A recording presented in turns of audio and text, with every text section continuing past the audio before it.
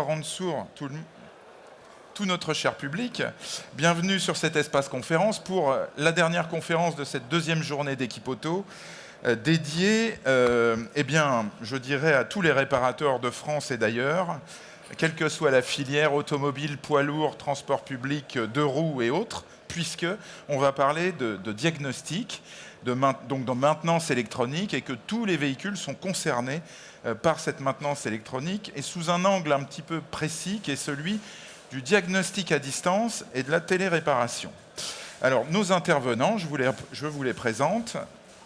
On peut laisser la liste à l'écran, qu'on puisse le lire en même temps. Patrick Audouy, directeur de Santaroto, c'est la filiale technologique de la Fédération nationale de l'artisanat automobile. Laurent Boyer, responsable activité automobile chez Exotest. Vous aurez l'occasion de présenter votre entreprise en quelques mots. Amar Chebala, je mélange les deux, c'est Stéphane Lecrome, groupe IMA Intermutuelle Assistance, responsable service automobile au sein de la branche mobilité. Je viens à Amar Chebala, AC Consulting, vous êtes consultant expert pour Mobiliance pour le Remote Diagnostic, et notamment, entre autres. Et à côté de vous, Franck Dupuis, Bosch Aftermarket France, vous êtes responsable des ventes, équipements techniques d'atelier. Bienvenue à vous, merci de participer à cette conférence. Qu'est-ce qui est important à comprendre aujourd'hui, c'est qu'évidemment, comme vous le savez tous, les voitures deviennent des ordinateurs roulants, sont équipés de composants qui sont tous équipés eux-mêmes de logiciels, de bouts de logiciels qu'il faut connaître. Lorsqu'on les remplace, il faut les appairer sur le boîtier de servitude, sur l'architecture informatique du véhicule. Et tout cela devenant de plus en plus technique et lointain peut-être des habitudes du monde de la réparation, il fallait créer des méthodes, on va en parler ensemble, et aussi peut-être des méthodes à distance avec l'aide d'équipementiers ou de sociétés spécialisées pour pouvoir télécharger des mises à jour, aller sur les sites des constructeurs, chercher l'information d'origine, l'information native pour pouvoir effectivement effectuer la télémaintenance, la téléréparation. Voilà ce que l'on va faire avec nos intervenants. Pour pratiquer cette maintenance aujourd'hui informatique qui nécessite des échanges de données sensibles, il fallait créer une réglementation sécuritaire. Et ça, c'est un peu l'actualité qui nous amène, ou le prétexte à cette conférence, c'est le CERMI, le fameux règlement qui impose des critères de sécurité très précis au monde de la réparation.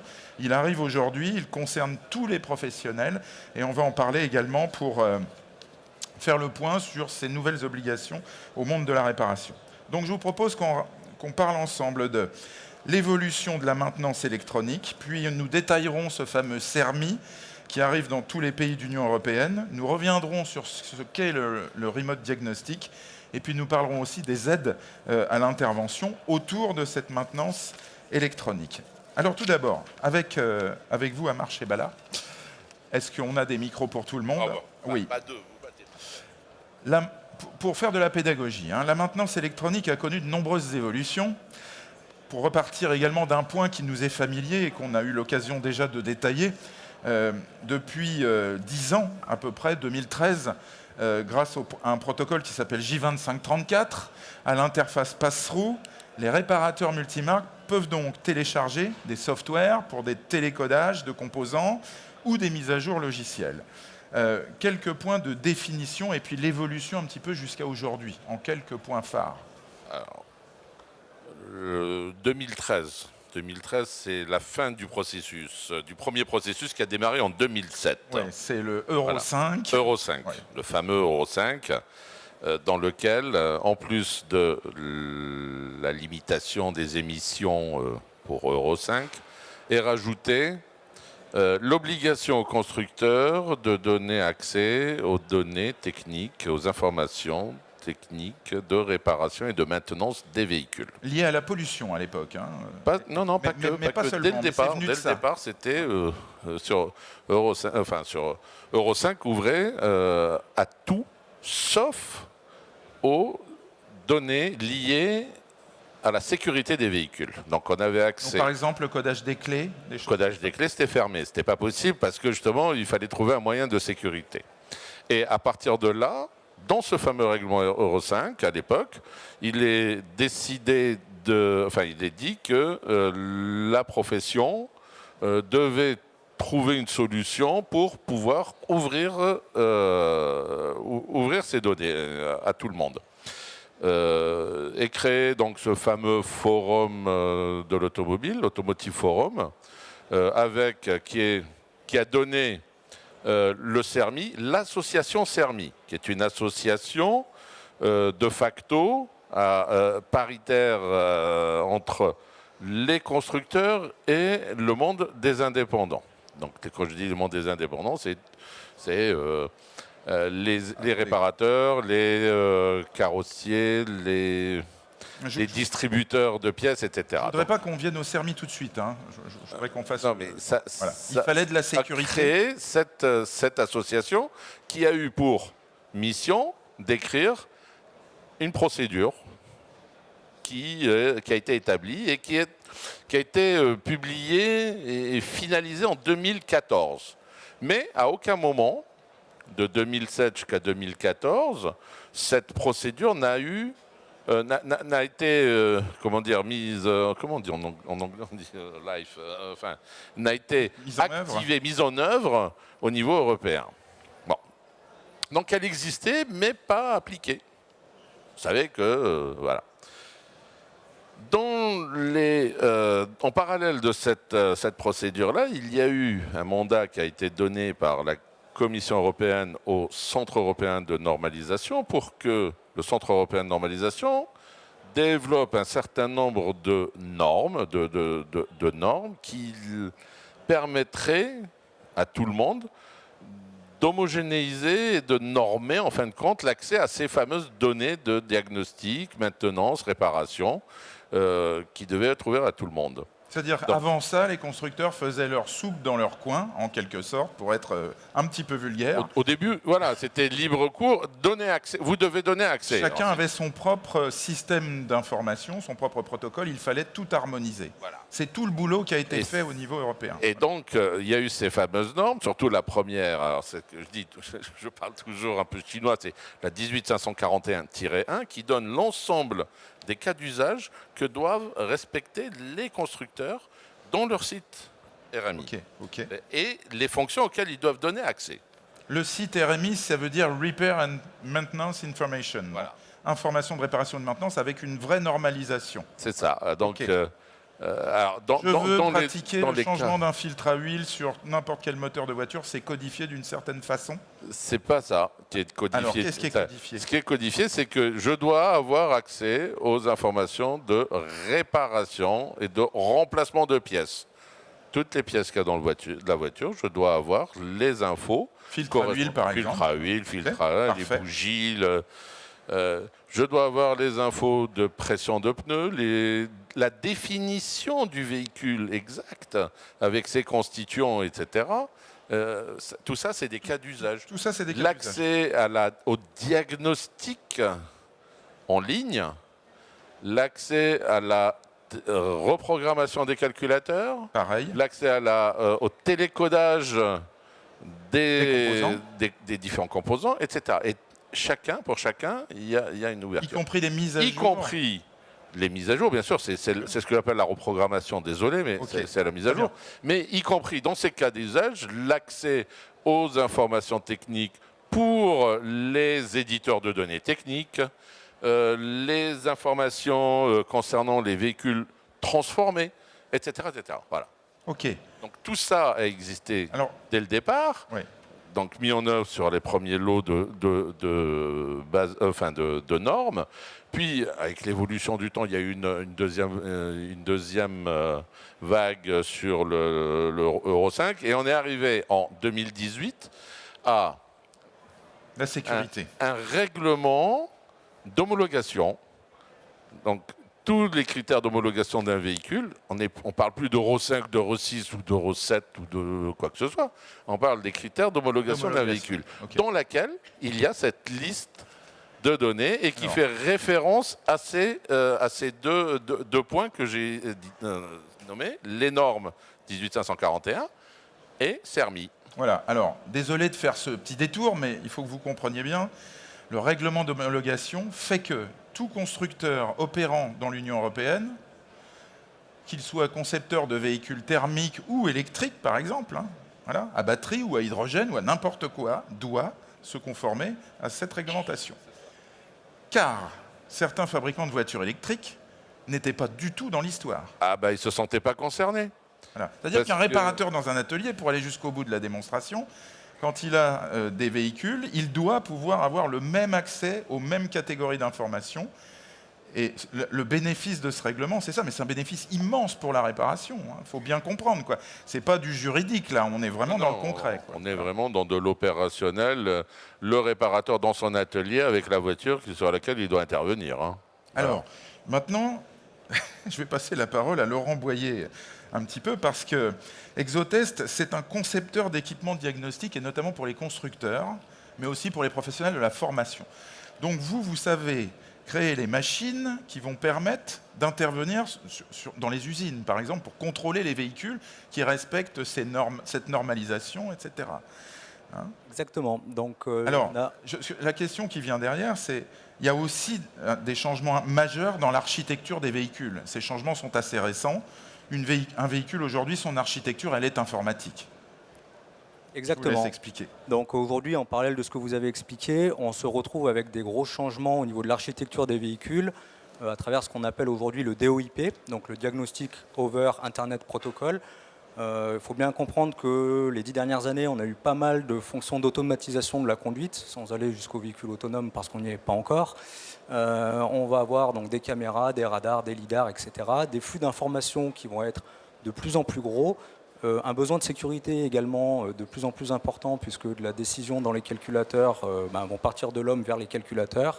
Donc tout ça, ça a emmené les constructeurs et les équipementiers à aller un petit peu plus loin que le CAN, notamment pour des besoins de téléchargement. Le CAN, c'était le système multiplexé qu'on connaît depuis les années 90. Exactement. Voilà. Et là, aujourd'hui, le CAN permettait de télécharger, pour donner un ordre d'idée, à 1 mégabit par seconde.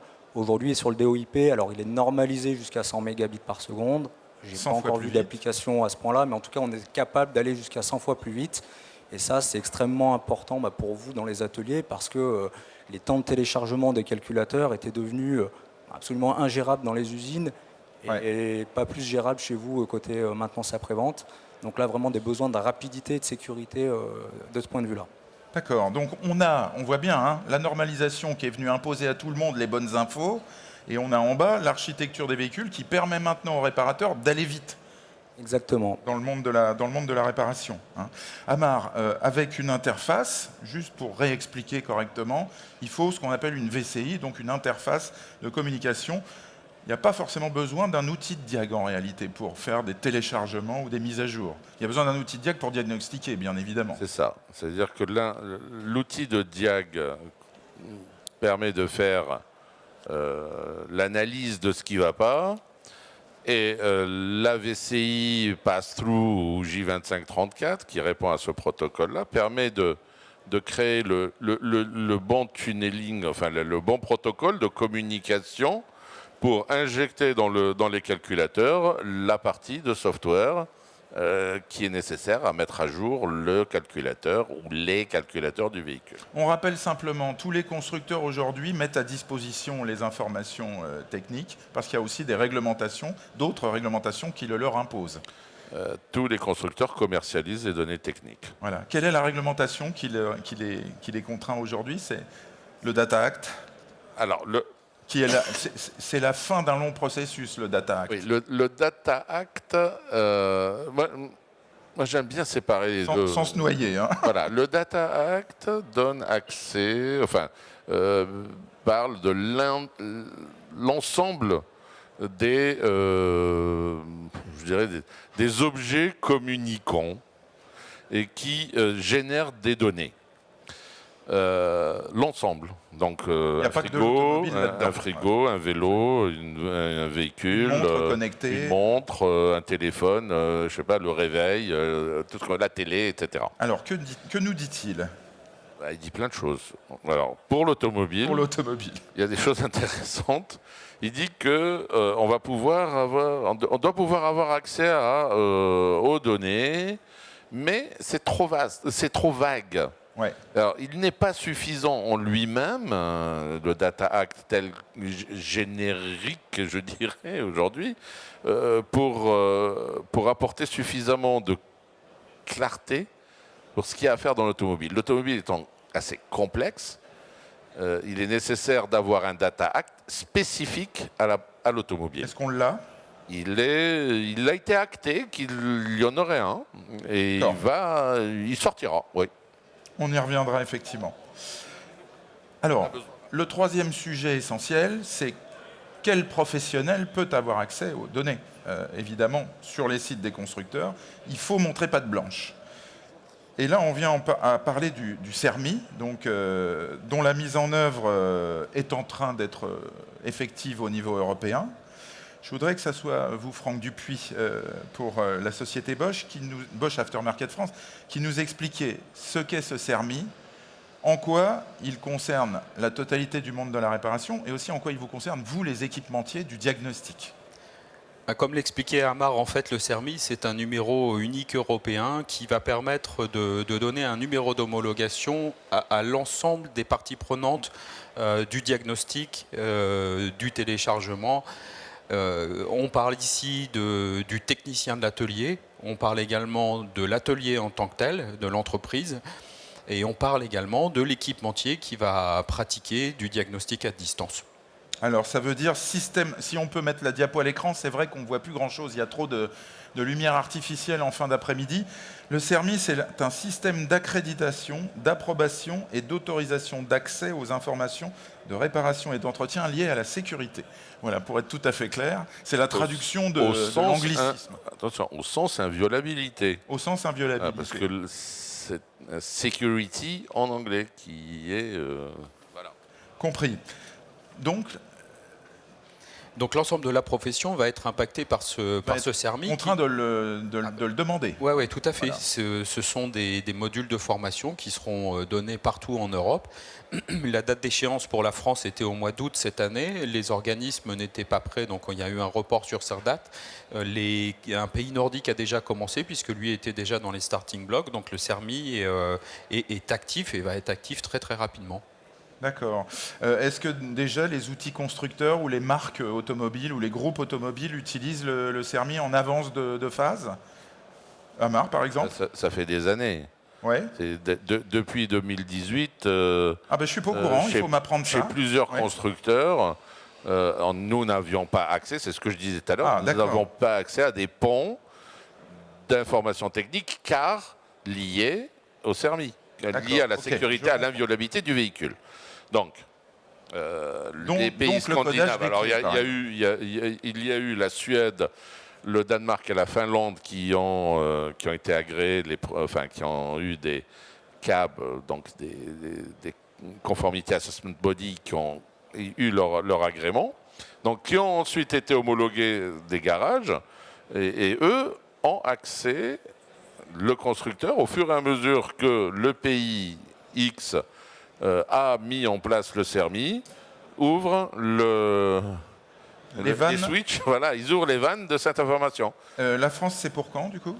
C'est en cours. C'est en cours? C'est en cours. On peut espérer ça quand? Alors, c'est des bureaux, c'est des organismes d'homologation seront des organismes comme SGS, DECRA, Bureau Veritas, AFNOR, etc. D'accord. Qui, une fois qu'ils auront leur accréditation délivrée par le COFRAC, pourront auditer les ateliers, comme disait Franck, c'est-à-dire l'entreprise, mais aussi les collaborateurs, ceux qui vont manipuler. D'accord. Et chacun, à son niveau, l'entreprise aura un certificat numérique et l'opérateur qui aura accès à cette information et qui pourra reprogrammer une clé aura aussi un certificat numérique. Et ces deux certificats numériques sont délivrés par un centre un trust center, donc un centre de confiance. Un centre de confiance, exactement. Un centre de confiance qui va délivrer ce certificat et qui va veiller à ce que ce certificat soit contrôlé à chaque fois que l'opérateur voudra reprogrammer un élément d'un véhicule lié à la sécurité ou à l'inviolabilité du véhicule. Contrôlé de manière numérique, j'imagine. Il rentrera une clé sur un service, d'accord. Le coût de ce certificat numérique pour le réparateur sera-t-il élevé ou pas? Il sera délivré pour 5 ans. Le montant exact, on ne sait pas, parce que une fois que une fois que la France aura mis en place ses agréments pour ces cabs, on aura une vision globale du coût du certificat, du coût de l'audit, etc. Vous n'avez pas une idée, enfin une approximation? Juste le certificat en lui-même, une 50aine d'euros pour 5 ans. Ok, d'accord, oui, non, on aurait pu penser quelques milliers. Non, pas du tout ça, d'accord. Ce n'est qu'un certificat numérique. D'accord. Ok, très bien. Il n'y a pas de hardware avec. Alors, on le voit bien, tout le cadre est dressé. Les choses sont établies de manière très claire au niveau européen et donc maintenant déclinées dans les pays. Franck Dupuis, dans la réalité, dans la vraie vie des ateliers, est-ce que les réparateurs aujourd'hui font beaucoup de téléchargement de software, de réparation, de maintenance électronique en réalité? Force est de constater que malgré toutes ces portes laissées ouvertes par les constructeurs et données par l'impulsion de l'Union européenne, une faible quantité de professionnels se sont lancés dans cette histoire. On l'estime à peu près à 10-15% maximum. Du nombre de réparateurs, c'est ça? D'accord. Et la grande majorité, quasiment sur une marque ou deux marques, et la plupart du temps marque française. Alors on a des professionnels de l'automobile qui sont très en avance de phase, qui ont demandé beaucoup d'accès chez beaucoup de constructeurs, mais qui nécessitent aujourd'hui une vraie prise de conscience de leur avenir. Et c'est parce que c'est réellement un investissement de temps, d'administratif, financier également. Et pour certains constructeurs, un travail de longue haleine pour obtenir l'agrément et l'accès sur le site. Donc ce que vous dites, c'est qu'il est compliqué d'aller s'inscrire sur chaque site de chaque constructeur et que c'est un peu l'irritant numéro 1 pour le monde de la réparation, c'est ça? Est-ce qu'il y a aussi une peur peut-être de faire une erreur, de mal faire?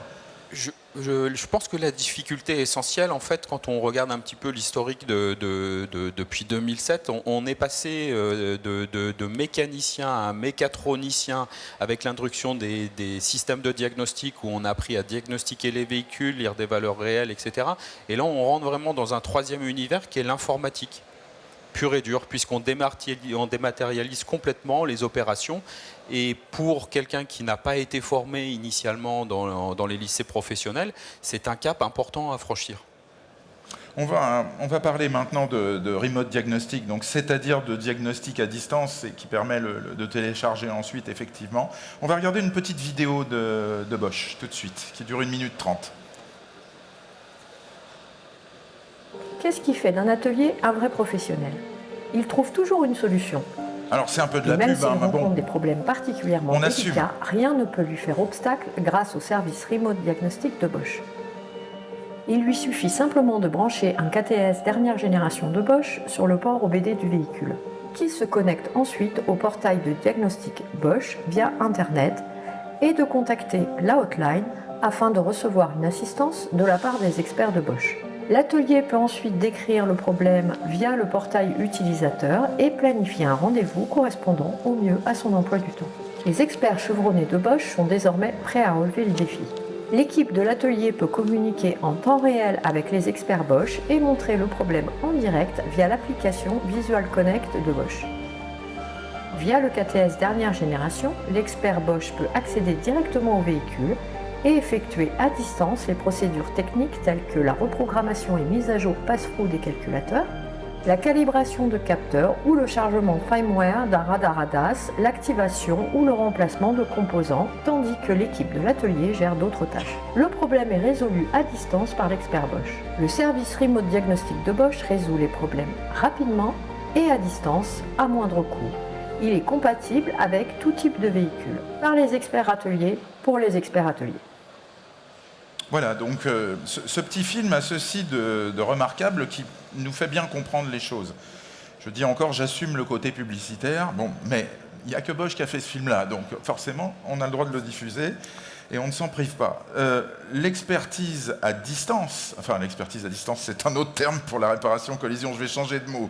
L'apport des experts de Bosch est essentiel, c'est-à-dire qu'on voit se dessiner un mode d'action qui vient de l'équipementier, mais d'ailleurs Bosch n'est pas le seul à faire des plateformes d'assistance pour le monde de la réparation, qui permet dès aujourd'hui donc l'aide au téléchargement, de retirer cette appréhension et cette peur de mal faire.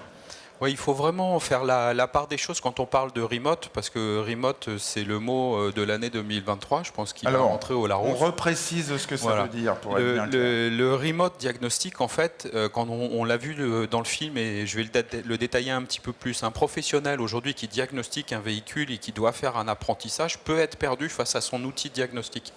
Le premier niveau de remote, c'est de contacter une hotline, c'est la Bosch par exemple, qui à distance va être capable de manipuler l'outil de diagnostic du professionnel et de l'accompagner dans son atelier.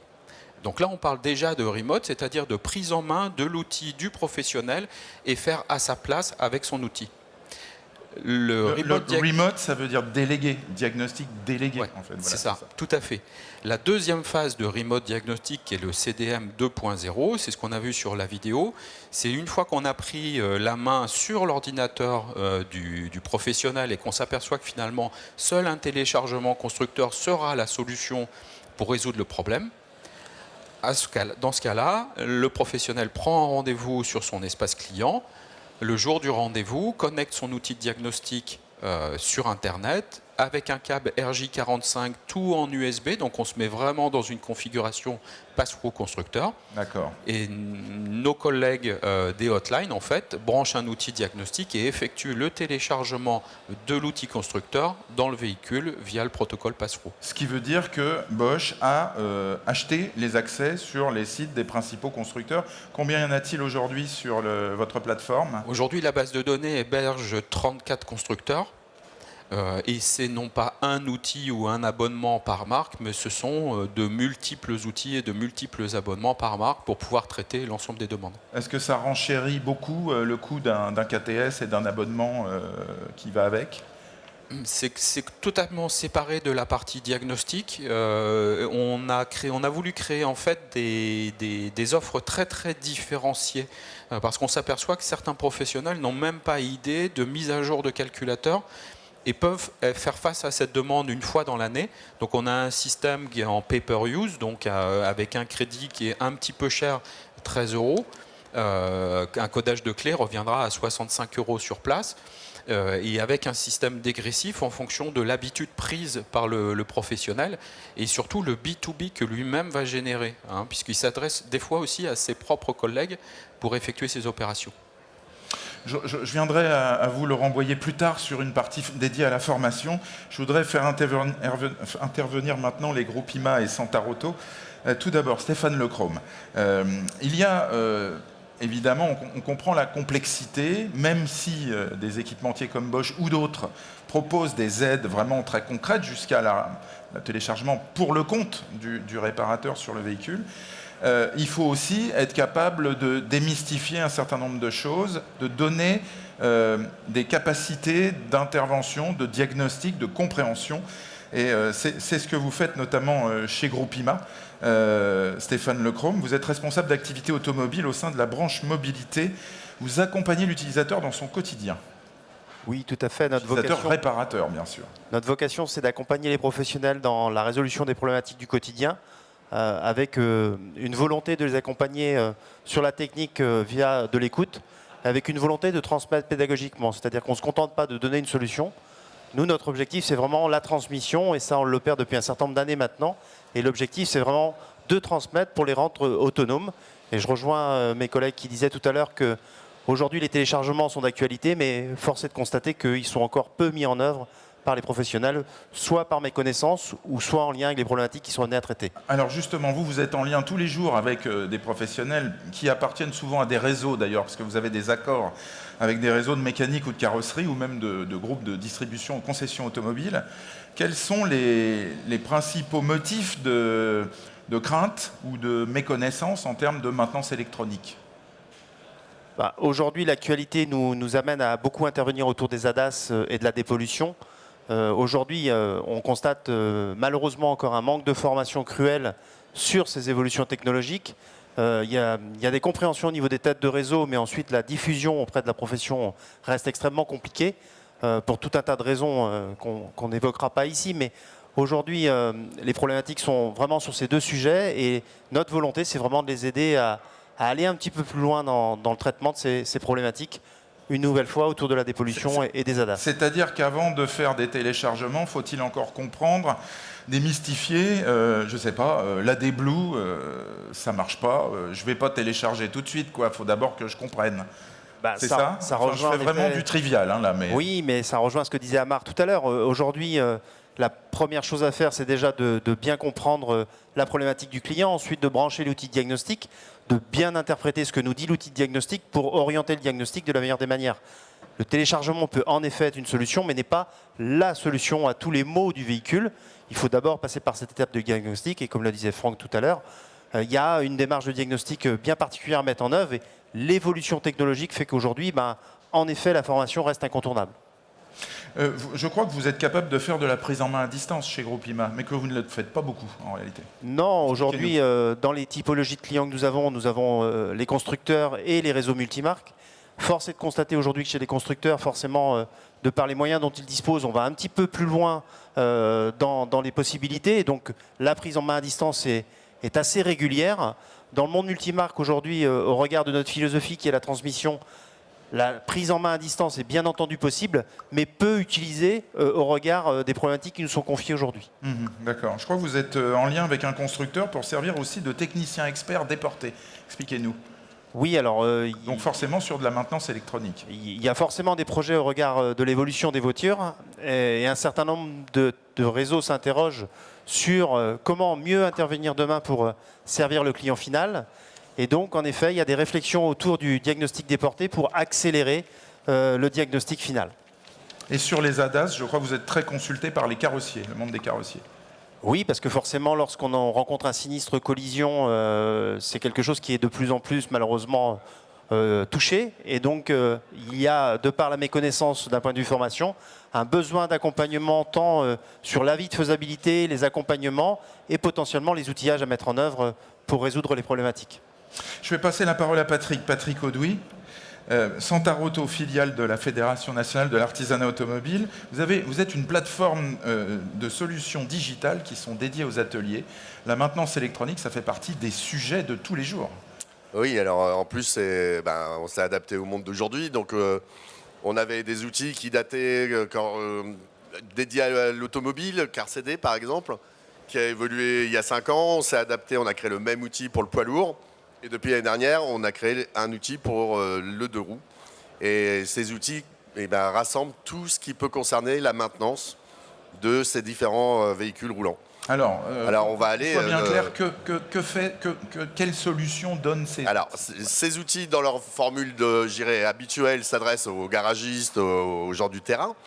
Et de fil en aiguille, bien sûr, on nous a demandé de développer des API pour aller alimenter des outils de diagnostic, des outils, des catalogues d'affectation, par exemple sur le lubrifiant. API, on rappelle ce que Alors, c'est. en fait, c'est un système d'interrogation. On rentre par le VIN ou par la plaque d'immatriculation et on pose une question à notre serveur. Donc, je ne sais pas, question toute bête. Qu'est-ce que vous mettez comme huile sur ce véhicule-là ?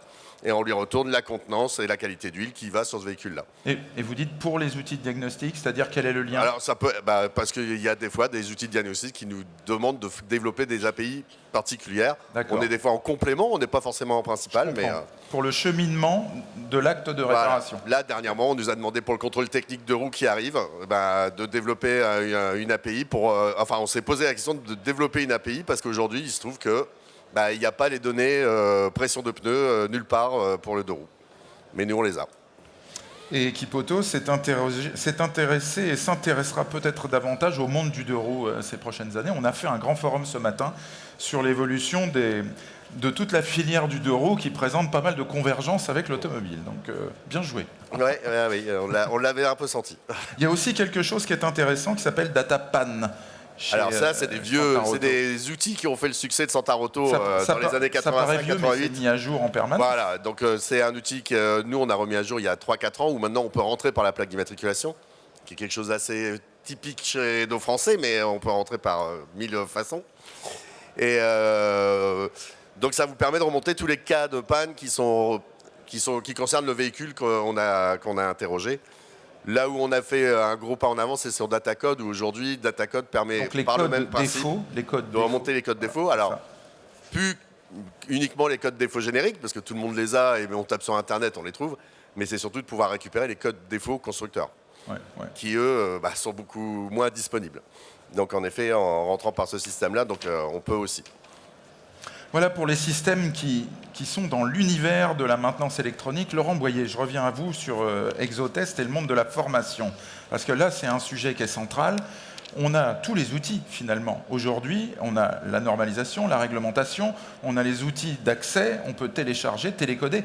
C'est fantastique. Le monde de la réparation, quelque part, est protégé maintenant par les meilleurs outils. Alors certes, on n'est pas dans le monde des bisounours. De temps en temps, il faut surveiller.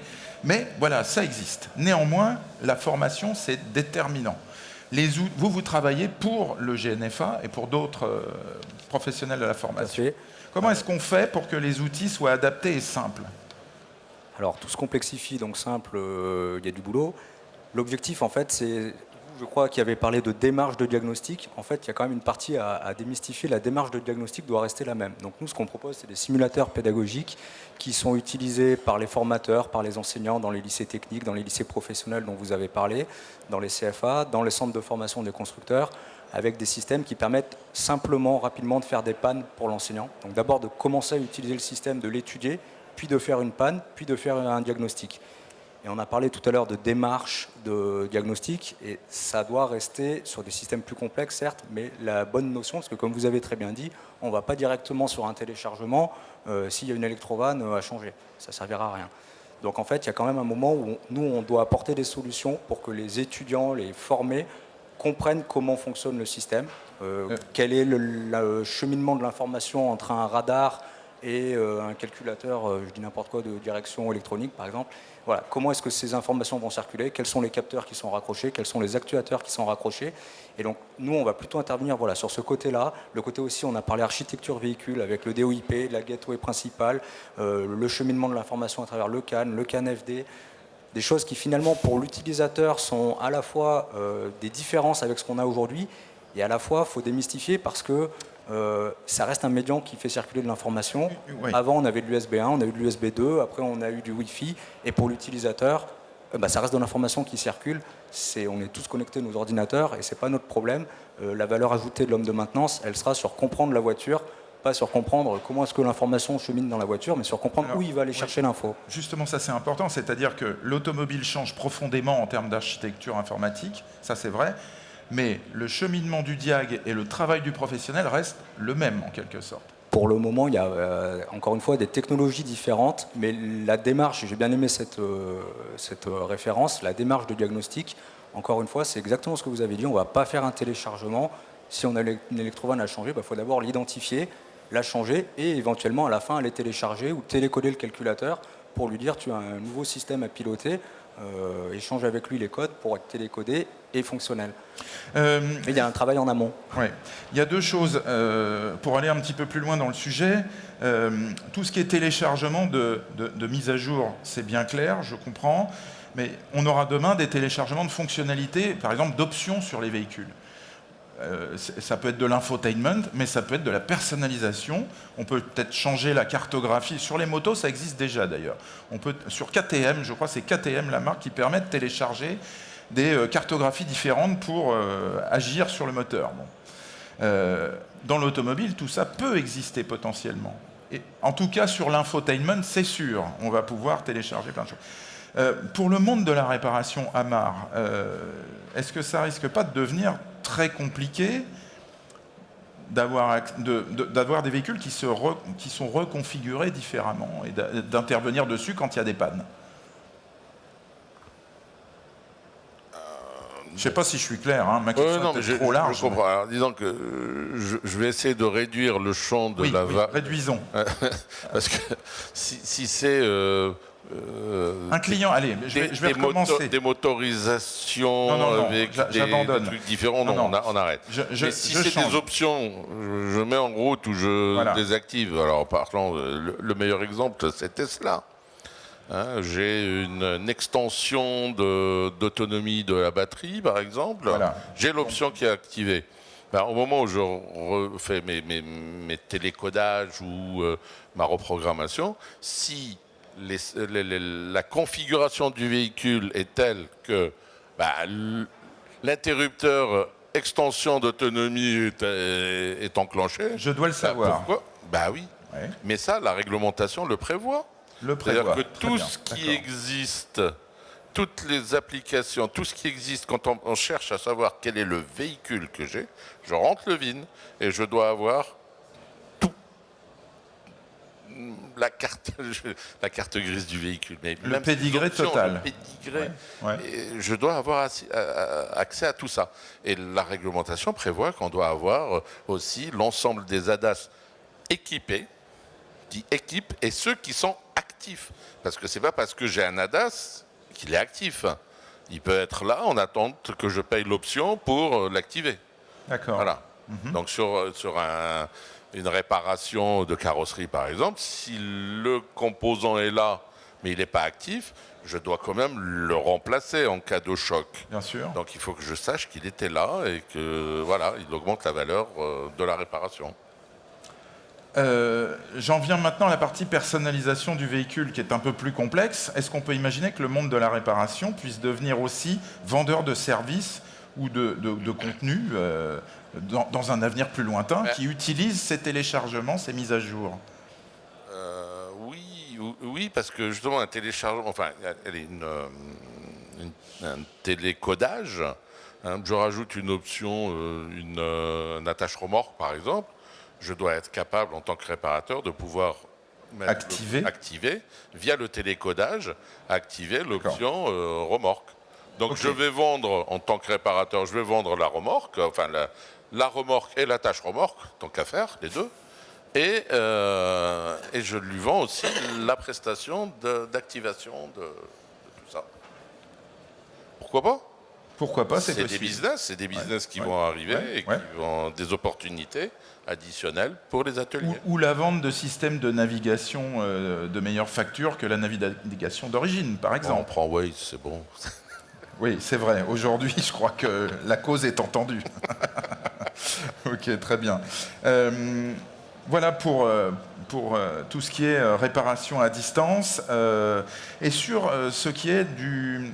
On reprend un petit peu avec Bosch sur la délégation à des plateformes, parce que je voudrais qu'on soit encore plus clair. Est-ce que l'avenir de la téléréparation, c'est la délégation?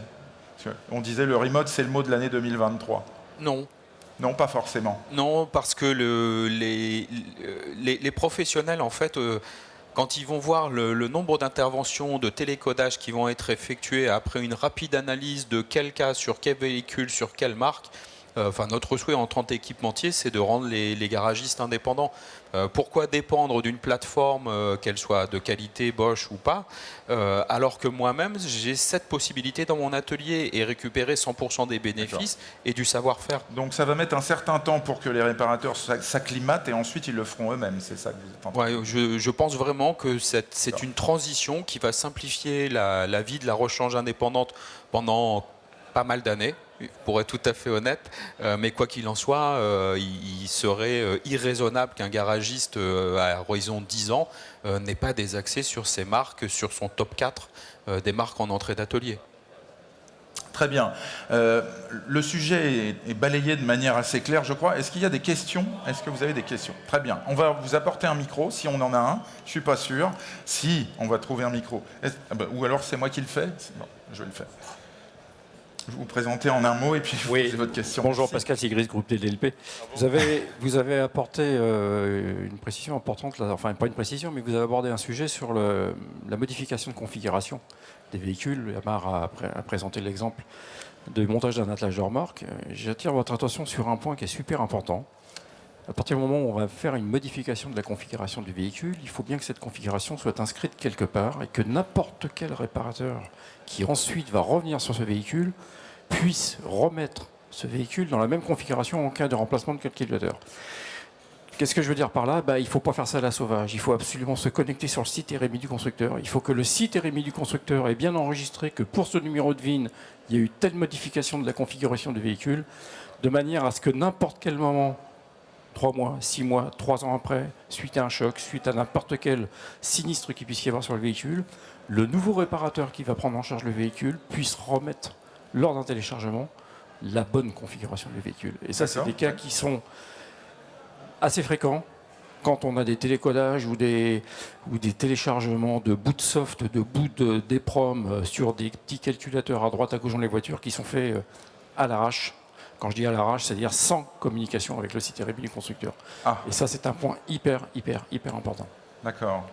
Si on n'a pas une mutualisation via le site RMI du constructeur et si on n'a pas cette centralisation de l'information de la modification du véhicule, on va au casse-pipe complet et la profession va passer par des baltringues. On laisse d'abord Bosch réagir et ensuite Amarr. Voilà. Et Pascal, tu as raison. Et là, on parle d'attelage qui va avoir des conséquences sur les systèmes ADAS et notamment sur la vision des angles arrière.